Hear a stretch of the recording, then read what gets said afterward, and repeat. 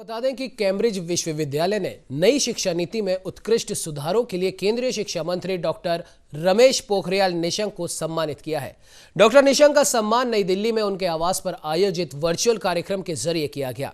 वर्तमान में कोविड-19 की स्थिति, उसकी रोकथाम और उसके इलाज में आ रही कठिनाइयां तथा विभिन्न इलाज पद्धतियों और देश की नई शिक्षा नीति पर एक अंतर्राष्ट्रीय वेबिनार का आयोजन निम्स यूनिवर्सिटी की ओर से किया गया।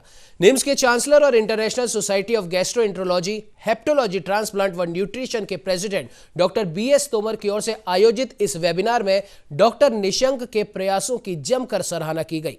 कैम्ब्रिज विश्वविद्यालय के वैश्विक प्रबंध निदेशक रॉड स्मिथ ने भारतीय शिक्षा प्रणाली में आए सुधारात्मक बदलावों की भी प्रशंसा की। साथ ही साथ उन्होंने डॉक्टर निशंक के प्रयासों को परिवर्तनकारी बताया और कहा कि डॉक्टर निशंक के नेतृत्व में भारतीय शिक्षा प्रणाली व्यवस्थित, सुसंगत एवं लचीली बनेगी।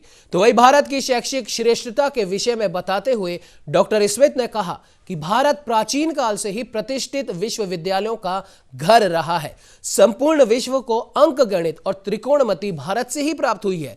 उन्होंने कहा कि नई शिक्षा नीति देश का चेहरा बदलेगी, इसीलिए दुनिया की प्रतिष्ठित यूनिवर्सिटी इस प्रयास को सराह रही है।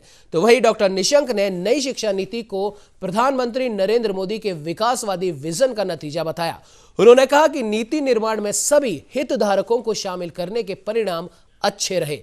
प्रत्येक हितधारक इससे खुद को जुड़ा हुआ महसूस करता है। साथ ही उन्होंने कहा कि नई शिक्षा नीति मानवीय मूल्यों को समाहित कर शारीरिक व मानसिक विकास को भी सुनिश्चित करेगी। इस मौके पर उन्होंने कैम्ब्रिज विश्वविद्यालय के देश में अधिगम आधारित शिक्षा क्षेत्र में सहयोग के लिए आभार जताया। इस अवसर पर अरविंदो सोसाइटी के सचिव विजय पोद्दार, कैम्ब्रिज के एशिया प्रभारी गोविंदन, HDFC बैंक के समूह अध्यक्ष आशिया, अरविंदो सोसाइटी शिक्षा प्रमुख संभात शर्मा सहित कई गणमान्य शिक्षाविद और रूस, स्पेन, वेनेजुएला, अल्जीरिया, कैमरन आदि के प्रसिद्ध डॉक्टर भी मौजूद रहे।